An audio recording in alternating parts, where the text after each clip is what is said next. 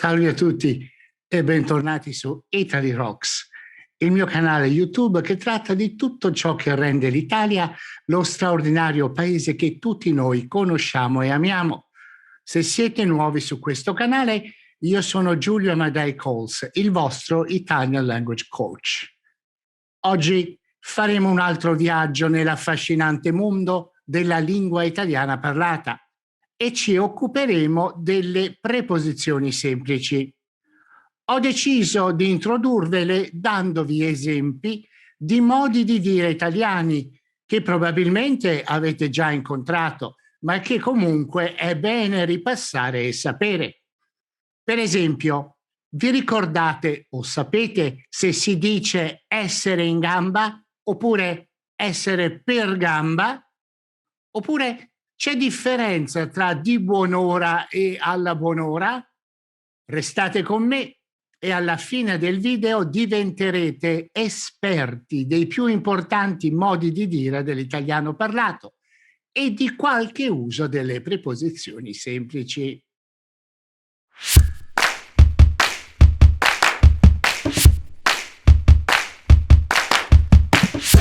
L'uso delle preposizioni semplici in italiano è un vero e proprio osso duro per chi sta imparando questa lingua.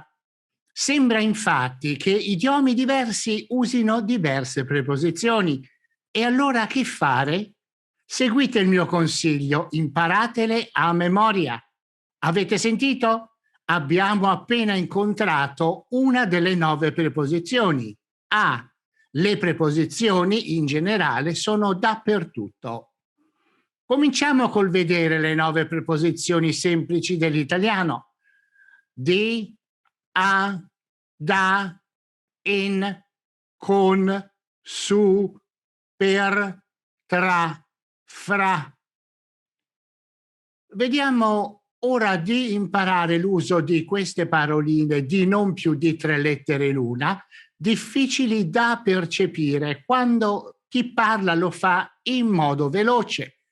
Ho deciso di mostrarvi il loro uso dandovi delle frasi idiomatiche che sono estremamente utili nell'italiano parlato. Vi ripeto il mio consiglio per voi, imparatele a memoria. Avete sentito? Nel precedente discorsetto c'erano ben 5 preposizioni semplici. Di, a, da, in, per. Non solo. La preposizione semplice di è stata ripetuta ben 5 volte. Vediamo ora le preposizioni semplici una per una. Avete sentito? Eccola lì la preposizione per. Capite ora l'importanza delle preposizioni? Sono dappertutto. Vediamole. Di buon'ora, alzarsi di buon'ora. A quattr'occhi, devo parlargli a quattr'occhi. A malapena riesce ad alzarsi. Da che pulpito viene la predica? In bocca al lupo. In gamba. Carlo è in gamba. Con, rimanere con un palmo di naso. Carlo è rimasto con un palmo di naso. Su 2 piedi. Enzo ha licenziato Maria su 2 piedi. Per, su per giù. Lo zaino peserà su per giù 12 kg. Avete sentito? Le 2 preposizioni su e per sono usate nello stesso modo di dire, una subito dopo l'altra. Per, pane per i miei denti. Questo lavoro è pane per i miei denti.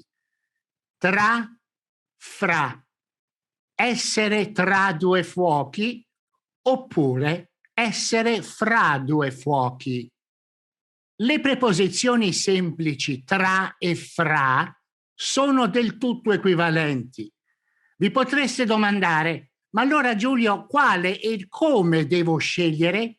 La scelta di tra rispetto a fra è praticamente una questione di eufonia, cioè di gradevolezza, bellezza del suono e maggiore facilità di pronuncia della frase che lei contiene. Vi do due esempi che illustrano il concetto di eufonia, che è fondamentale nell'italiano parlato. Primo esempio, fra fratelli, tra fratelli. Avete sentito? Fra fratelli ha un suono meno bello ed è più difficile da pronunciare. A sort of tongue twister che tra fratelli. Dal momento che il significato è lo stesso, si usa tra fratelli. Secondo esempio, tra treni, fra treni. Anche qui il suono di tra treni è meno gradevole e la frase più difficile da pronunciare che l'equivalente fra treni. Provate anche voi a pronunciare queste 4 frasi. Un consiglio: nello scegliere tra oppure fra, usate quella preposizione semplice che vi dà meno problemi nella pronuncia. Il significato è esattamente lo stesso. Follow my advice. Pick the one that makes your life easier.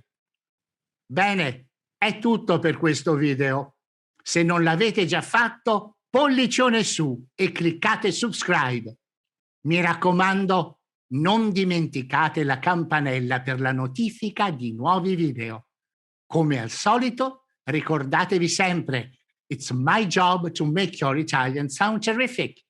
Ciao, a presto!